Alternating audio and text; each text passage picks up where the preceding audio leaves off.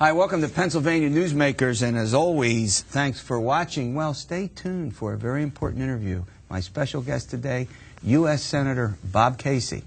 All of that after these words. This is Pennsylvania Newsmakers, a fast-paced, unrehearsed weekly discussion with and about the leaders who shape your world. And now, here's your host, Terry Madonna. Hi, welcome back to the program. Well, look, here we go, shameless self-promotion. I want to thank our viewers around the state in the capital region, Lancaster, Harrisburg, Lebanon, York.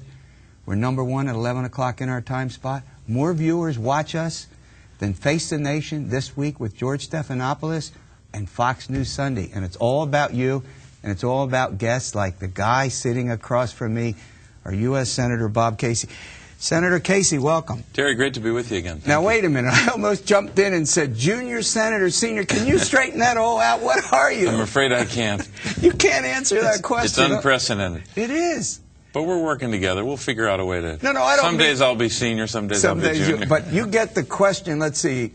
You get to go before Arlen Specter when you do questions. If you ever get the... Are you on anything? If we're on the same committee, but we're You're not on the same committee. All right, we'll get to the serious business. But that's sort of fascinating. I think that's... It is unprecedented. But look, there are a lot of things I want to talk with you about, but let's get through the politics of it just for a moment. Arlen Specter looked like last week at the Democratic State Committee he was embraced by Democrats, 5 standing ovations during his speech. I know you're a staunch supporter.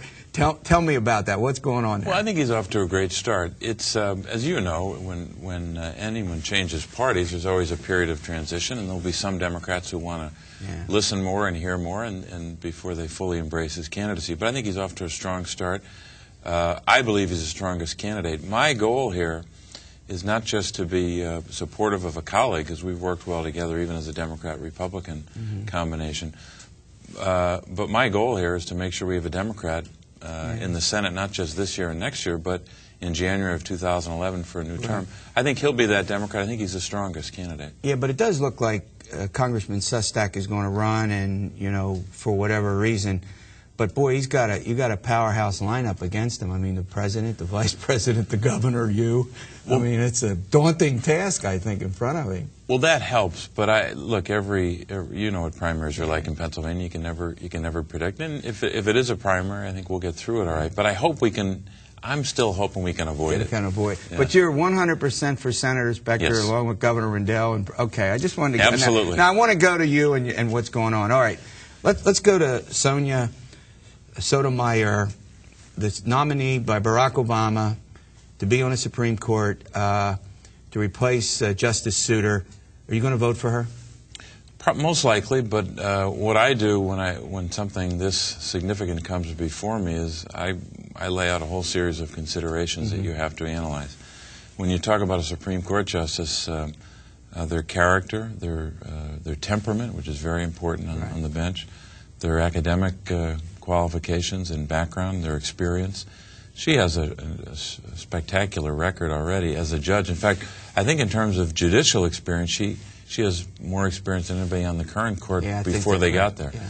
But I'm going to be just started to review her record. I'm going to be sitting down to meet with her in the next couple of days, and at the end of that, make a decision. Now, when we talked before about this, after you were first elected, you indicated that you were not going to look at a single issue such as abortion. Everybody in this state knows your position on this, on abortion, and that you have this wider array of questions that you feel you need to ask and that she needs to answer. Is that correct? Exactly. And I believe that's important, especially for the Supreme Court.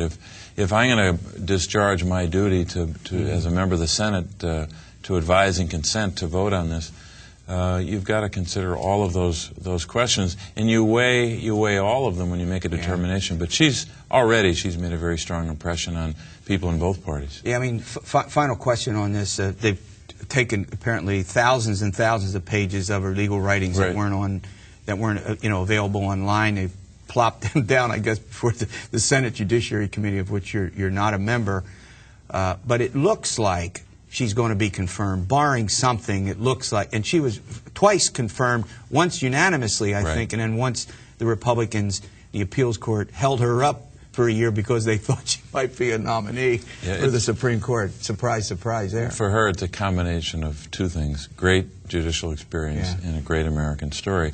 It seems like even the harshest Republican attacks have started to recede a little bit. Yeah. I'd be very surprised if she wasn't confirmed overwhelmingly.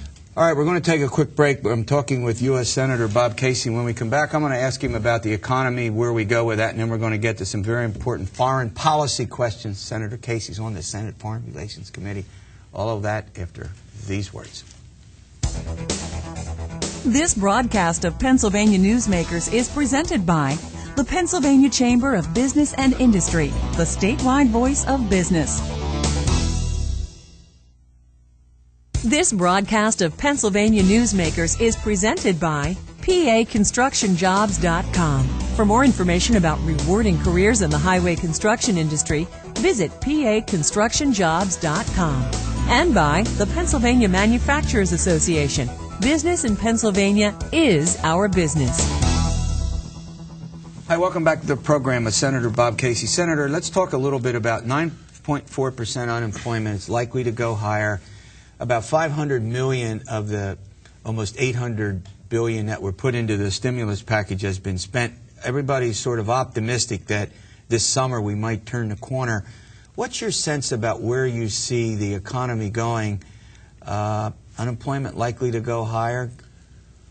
Well, unfortunately, yes. I think the answer to that question is yes. But I asked Chairman Bernanke of the Federal Reserve a couple of weeks ago when he thought the unemployment number would peak, and it was his judgment that the early part of 2010, maybe in the month of January of 2010. I hope that's the case. I hope by that time we'll have seen the peak, and then we start to move that number down. Interestingly, though, the 9.4 number that was reported in the last few days obviously has gone up, unfortunately, but the month-to-month number has gone down. I mean, last month it was in the 350, 360 range as opposed to 700 or 500,000 jobs lost. What I hear from business people and others who are kind of tracking this is that inventory is starting to move, which is a good sign. Right. But people, meaning business people, still aren't not hiring and investing. So they're kind of hanging on. Yeah. If we can get them to loosen that up a little bit, I think we've lost 1.6 million jobs, and we've replaced only about 150,000. That's still kind of low. And what do you? Look, I voted for the recovery bill. Oh, sure. But I also think it's you're starting to see some effect. I think long term it's going to be. Yeah. Are you happy about what happened in our state? 16 to 18 billion. Do you think we were treated okay? Oh yeah, we were. We can always want more, but when you think about those kinds of dollars, those kinds of billions, with a state budget of $28 billion. I mean, that's a lot. Even over 2 years, that's a lot of money. Yeah, I was curious. I mean, we won't get into the state budget. You know, we'll see. As you know, your father had to deal with that and a tax hike and all of that. I won't put you there. I want to move on to another subject. Let's talk for the moment. I want to get to the Middle East, but I want to talk about North Korea. As you know, in May they did an atomic test. They've now incarcerated 2 American journalists for some crazy 12-year sentence for illegally crossing into their borders. From your position on the Foreign Relations Committee, the UN is going to debate resolutions. What would you tell the UN if you had your way about what to do with China? Well, first of all, what to do with North Korea. First of all, with regard to North Korea, it gives new meaning to the phrase "rogue state." I mean, they are on their own in large measure. But what we have to do, I think, is what the president's tried to do, and I think even the prior administration tried to do, which is to continually focus the international community on this and bring as many of our allies together to deal with this. And China plays a decisive role in this. We have to make sure that we stay engaged with the Chinese, with the Russians, and the Security Council overall. But it's going to take a concerted effort because the North Koreans now are moving into territory in terms of their actions that we've never seen any country. Yeah, I mean, I thought we had worked out an arrangement. We were supplying them actually with food and loosened some trade relations with North Korea, but then they're in this succession Kim Jong-il and the battle for succession. And I think you're right. I mean, I think China, they supply, 85 to 90% of their fuel. They cut them off. But this is pretty scary. I mean, it's far away, and I think we're focused more on Iran and Iraq and Afghanistan and Pakistan, something I want to get to in a moment. But on a scale of things, how important do you think this is? I mean, as a priority for the administration and for Congress? Well, it's a concern and a priority in and of itself because of the threat and because of the unpredictable and almost unstable nature of the leader and his actions. But in addition to that, it also is a debate that the Iranians will watch closely, because if they think that we took our eye off the ball or didn't force the action, that the Iranians might be more apt to be more aggressive with their nuclear program. See, that's a point. That's what I wanted to follow up. I mean, Senator Clinton, during the course of the campaign, I know you were a Senator Obama supporter, early supporter, but she said, what about this 3 a.m. phone call? Has he passed the test? Do you think there's a sense in which some, like Iran and North Korea in particular, are looking at sort of this untested, untried, new young president, saying, that happened to President Kennedy, as you know well, with Cuba and sending nuclear, the wherewithal to put nuclear missiles in that island. Do you think there's a sense in which this is about President Obama at the moment? There may be some of that, but I'll tell you, I know him pretty well. The Iranians and North Koreans, any of them, would underestimate him and his toughness at their peril. He is a very tough, resolute person who has said over and over again, I think has already demonstrated that his #1 job is to protect the American people. And I think he's done that. Now, that doesn't mean that he's going to take options off the table like diplomacy, which can be used well. Well, we're going to break, but remember what happened in President Kennedy's case. Khrushchev underestimated, because he had a disastrous meeting with Khrushchev, and then they did what they did in Cuba, sent the trawlers, and President Kennedy's probably one of the most brilliant decisions made by an American president, and that all worked out okay for our country. All right, we'll be back with Senator Casey. I want to ask him about Iraq, Iran, Afghanistan, Pakistan. That's all. Just 4 hot spots around the world. Back in a moment. Okay.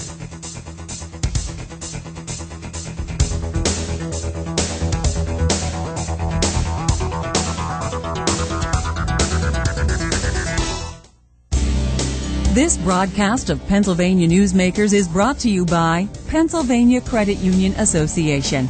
Pennsylvania Credit Unions, where people are worth more than money. To find a credit union that is right for you, check out ibelong.org. And by the Energy Association of Pennsylvania, Pennsylvania's energy information source.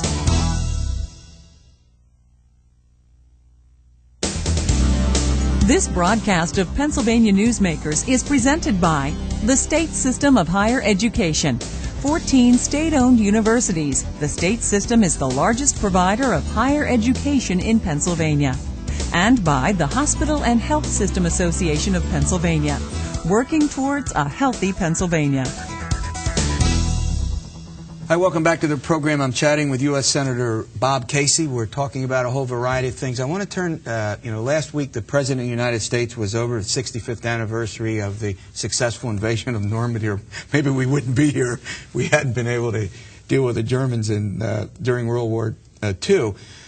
And before that, he had been to Egypt and made this very, very important speech. And I want to ask you about Israel and the settlement question, and how far do you think our country ought to go to pressure Israel on the settlements and to guarantee that Israel will be potentially safe from an attack, whether it be from Iran or from another third party?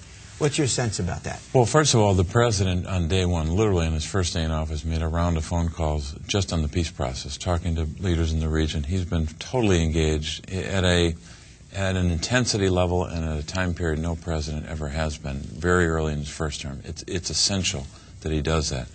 And part of that is being an honest broker.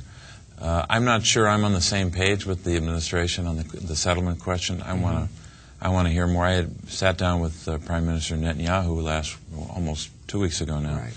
in Jerusalem, talking to him about it, talking to others in Israel about it. And these questions are not as simple as they're sometimes reported. Yeah. When you talk about the settlement question, you have to consider some very human circumstances. Yeah. Like people have babies. A child is born and they want to add an addition to the house. What does that mean? Right. Yeah. So at some point we have to get to the point where you're dealing with the detail more. Right. And unfortunately, the way it's been framed and reported often is that somehow there has to be progress on that before anything else can happen. I don't think that's the right approach. I was stunned when I heard that as he's known, the Abu Mazen, Mr. Abbas, said, well, I'm just going to sit on the sidelines till the Americans and the Israelis do more. I mean, that is untenable. Yeah. He has to be engaged as well. So it's important for both sides to give, but I really believe that even if there wasn't a problem in the Middle East, even if we had peace in the Middle East today, this threat by Iran is a clear and present danger not only to the region and Israel, but to us as well. Do you think that if Iran were to attack Israel, or a surrogate of Iran would attack Israel, that is the same? Secretary of State Clinton has said that's the equivalent to an attack on the United States. Do you feel that way? Well, you could debate the policy and the nuances of it, but I think realistically that's probably where we would be. Now, I'm confident that a combination of things happening at the same time, we can prevent Iran from getting to that point. Robust and aggressive diplomacy, reaching out, as the President has done, to the Iranian people, separate from the regime, is very important. But also, I'm a co-sponsor and sponsor of the sanction bills. I'm the lead sponsor of the divestment, to give state governments, pension funds, the ability to divest their pension dollars, if they want to, out of companies that are doing business with Iran's energy sector. I think you've got to have carrot and stick pressure, use all of the tools to prevent this from happening. I mean, I think one of the concerns that a lot of observers have is that if it's clear that Iran has reached nuclear capability, and there's this big debate about how far away they are with centrifuges, and we don't need to go there, and Israel would attack Iran, under certain circumstances, would that unduly upset you? Oh, we've said to anyone in our government has said to the Israelis, let's try to work this out. Don't jump to that conclusion. You can never take any kind of military option off the table, but I think we're a ways from that that kind of doomsday scenario. Okay. We're going to go to a break, and the final break, and I want to thank you for coming on the program. When we come back, I want to talk about Afghanistan and Pakistan. But before that, you now chair the subcommittee. Yeah, it's a subcommittee on Near Eastern affairs, which means the Middle East, and South and Central Asia, which means Pakistan, Afghanistan, India. So it's so when you have questions about them, you send email to Senator Casey's office. We'll be back for the final segment with U.S. Senator Bob Casey after these words. This broadcast of Pennsylvania Newsmakers is presented by Highmark Blue Shield, changing the way health plans work for business, with a variety of plan options for employers and more choices for employees. Information is available at highmark.com. Have a greater hand in your company's health. And by the Pennsylvania Healthcare Association, the future of long-term care.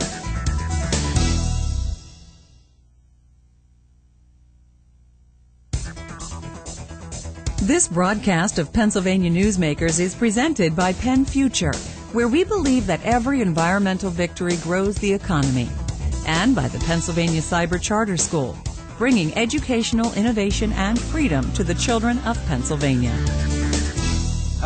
Welcome back. I'll get that out. Welcome back to my interview with Senator Bob Casey.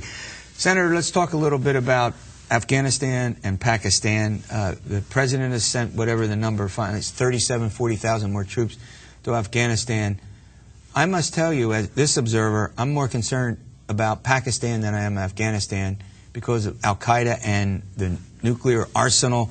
What's your sense, from your position on the Foreign Relations Committee, about where all that stands now? How optimistic are you in that Pakistan's done a little more recently? Right, guardedly optimistic because of the way they've taken the fight to the Taliban, but still a lot more work to do. Unfortunately, as you said, even though we have a war in Afghanistan, Pakistan, and we tend to now think of them as one region, which we almost have to, but in Pakistan you have not just a threat by the Taliban and other extremists, but you also have a nuclear question.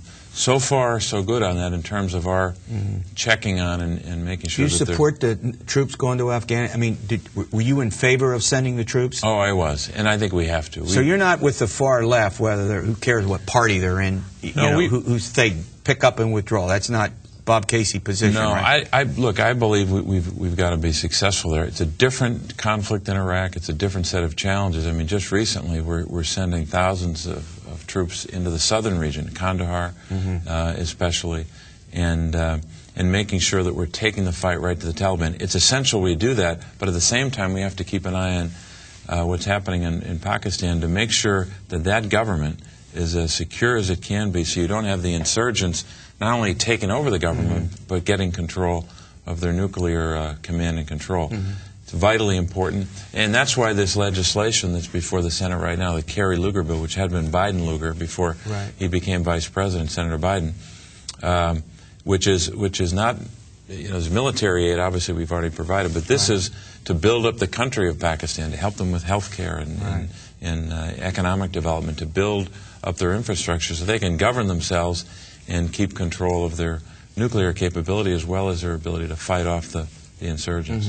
Before I let you go, I want to just return for a moment to a domestic question. It seems like almost every week there's discussions in Washington about a czar for this particular aspect of the American economy and another czar for another aspect. And I was thinking the other week, as a member of Congress, when planning on this, preparing for this interview, do you want these czars to come to you guys and at least tell you what they're doing, or what are you going to do about that? Well, in most cases, I think it's a good idea. There are probably times we'll debate. I believe it's also important in international affairs. We were talking a moment ago about Afghanistan and Pakistan. The fact that Dick Holbrooke, a very talented person, wakes up every morning and thinks about Pakistan and Afghanistan. And the same is true of an economic challenge. You want people waking up having a clear focus on a problem. But we'll see how many czars they push. I know, at any rate. Look, I want to thank you for coming on a program. You're always welcome. Come in frequently, give us an update. I remember when you were, what, Auditor General? Does that seem like a long time ago? That seems like a long time ago to me, and then State Treasurer. We'll come back about health care next time. We're working on that bill now. Absolutely. All right, there is Senator Casey. We'll see you next week for another edition. And as always, and I end it this way, stay well. It's quite appropriate.